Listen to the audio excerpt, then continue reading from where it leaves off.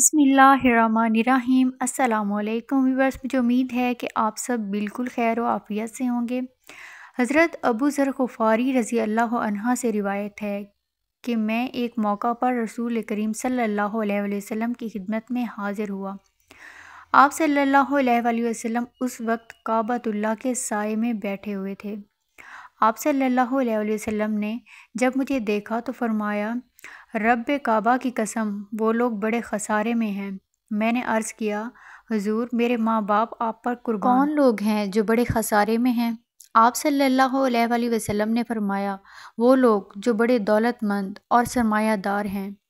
ان میں سے وہی لوگ خسارے سے محفوظ ہیں جو اپنے آگے پیچھے اور دائیں بائیں ہر طرف خیر کے مصارف میں اپنی دولت کشادہ دستی کے ساتھ صرف کرتے ہیں، مگر ان دولت مندوں اور سرمایہ داروں میں ایسے بندے بہت کم ہیں۔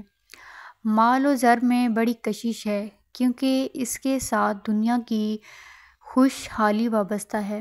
دولت مند مال و دولت کے بل بوتے پر نوکر چاکر رکھ سکتے ہیں، جو اس کے اشاروں پر کام کرتے اور اسے آسودگی فراہم کرتے ہیں۔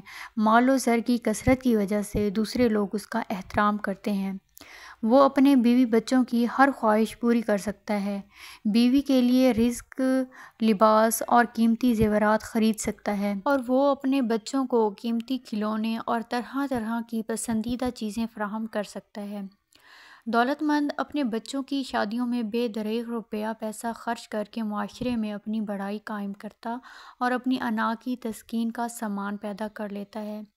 اس کے برعکس غریب آدمی سادہ زندگی بسر کرنے پر مجبور ہوتا ہے۔ وہ بمشکل اپنی بنیادی ضروریات ہی پوری کر سکتا ہے، بیوی بچوں کے جائز تقاضے پورے کرنا بھی اس کے لیے ممکن نہیں ہوتا۔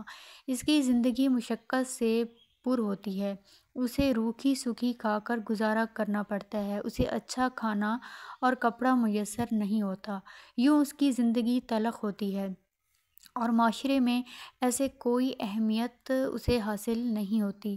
مگر حقیقت یہ ہے کہ یہ نادار اور غریب اگر تنگ دستی میں زندگی گزارتا ہے اور اس حال میں وہ صبر سے کام لیتا ہے کہ اللہ کے سامنے دست سوال دراز کرتا ہے، اس کے ذکر میں مشغول رہتا ہے، تو اس سے زیادہ کامیاب کوئی دوسرا انسان نہیں۔ ایسے شخص کا حساب یسیر یعنی آسان حساب ہوگا۔ اس کے برعکس دولت مند آدمی دنیا میں دولت کے بل بوتے پر عیش و عشرت تو کر لے گا، لیکن روز قیامت حساب کتاب کے وقت اسے مشکل پیش آئے گی۔ اسے جواب دینا پڑے گا کہ دولت کا ناجائز استعمال کیوں کیا۔ اس حدیث میں ایسے ہی دولت مندوں کے مال و دولت کا بیان ہے۔ مال و دولت بذات خود بری چیز نہیں ہے، اگر اسے سلیقے کے ساتھ استعمال کیا جائے تو یہ اللہ تعالیٰ کا بڑا انعام ہے۔ روپے پیسے کو قرآن مجید میں فضل کہا گیا ہے، اور یہ لفظ کسی طور پر بھی منفی مفہوم نہیں دیتا۔ جس طرح اللہ کی دی ہوئی دیگر نعمتوں مثلاً آنکھ، کان، زبان وغیرہ کا استعمال مالک کی رضا کے مطابق کرنا چاہیے، اسی طرح دولت کے خرچ کرنے میں بھی اللہ کے حکم کی پابندی ضروری ہے، اور یہ بڑا مشکل کام ہے۔ اس میں بڑی استقامت اور صبر و استقلال کی ضرورت ہے۔ اکثر دولت مند دولت کے خرچ کرنے میں میانہ روی اختیار نہیں کرتے۔ رسول اللہ نے ایسے ہی لوگوں کو سب سے زیادہ خسارہ پانے والے کہا ہے، اور فرمایا ہے کہ ایسے لوگ بہت زیادہ ہیں۔ پھر آپ صلی اللہ علیہ وسلم نے فرمایا کہ وہ دولت مند اس خسارے سے محفوظ ہیں جو اپنی دولت کو فراخ دلی کے ساتھ خیر کے کاموں میں خرچ کرتے ہیں۔ ایسے لوگ نہ صرف خسارے سے بچے ہوئے ہیں، بلکہ ان کے لیے دنیا اور بھلائی کمانے کے کثیر مواقع موجود ہیں۔ وہ غریبوں کو کھانا کھلائیں، مریضوں کے علاج میں روپیہ خرچ کریں، یتیموں، مسکینوں اور بیواؤں کی خبر گیری کریں، حج اور عمرے کے لیے حرم شریف جائیں اور وہاں 1 نماز ادا کریں اور 1,00,000 نماز کا ثواب پائیں۔ مال کو نام و نمود اور نمائش کے لیے خرچ نہ کریں، فضول خرچی سے بچتے رہیں، اپنی ضروریات کو گھٹاتے رہیں، بیوی بچوں کے ناجائز تقاضوں کو پورا کرنے سے رکے رہیں۔ دولت مندی انہیں غرور اور تکبر میں مبتلا نہ کرے۔ ایسے ہی لوگوں کے بارے میں آپ صلی اللہ علیہ وسلم نے فرمایا کہ یہ لوگ خسارے سے بچے ہوئے ہیں۔ مگر یہ آپ صلی اللہ علیہ وسلم کے فرمان کے مطابق بہت کم تعداد میں ہے، کیونکہ دولت کی فراوانی نفسانی خواہشات کو طول دیتی ہے۔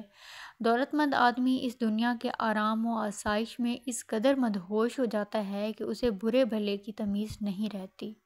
اس طرح وہ فکر آخرت سے بے پرواہ ہو کر دولت اکٹھی کرتا رہتا ہے اور اسے فضولیات میں اڑاتا رہتا ہے۔ ایسے لوگ موت کے وقت تمنا کریں گے کہ کاش انہیں کچھ مہلت مل جائے تو وہ اچھے کاموں میں دولت خرچ کر کے نیکوکاروں میں شامل ہو جائیں، مگر اللہ تعالیٰ کسی شخص کو ہرگز کچھ بھی مہلت نہیں دیتا جب اس کا وقت مقرر آ جائے۔ اس حدیث سے ہمیں یہ سبق ملتا ہے کہ دولت بہت بڑی نعمت ہے، اس کا استعمال برا بھی ہو سکتا ہے اور اچھا بھی۔ اس کا برا استعمال فضول خرچی، عیش و عشرت اور نمائش ہے، اور اچھا استعمال خدا کی رضا کے لیے خرچ کرنا ہے۔ اگرچہ یہ کام مشکل ہے، مگر جتنا مشکل اتنا ہی زیادہ ثواب کا موجب اور حقیقی کامیابی اور کامرانی اور نجات کا باعث ہے۔ دولت مند لوگوں کے لیے لمحہ فکریہ ہے کہ وہ اپنی دولت کو کہاں خرچ کر رہے ہیں اور اس کا انجام کیا ہوگا، ابدی خسارہ یا لازوال راحت۔ تو یہ ہے میری آج کی ویڈیو۔ اگر اچھی لگی ہو تو لائک اور کامنٹ کر دیں اور شیئر بھی کر دیں اور چینل کو سبسکرائب کر دیں۔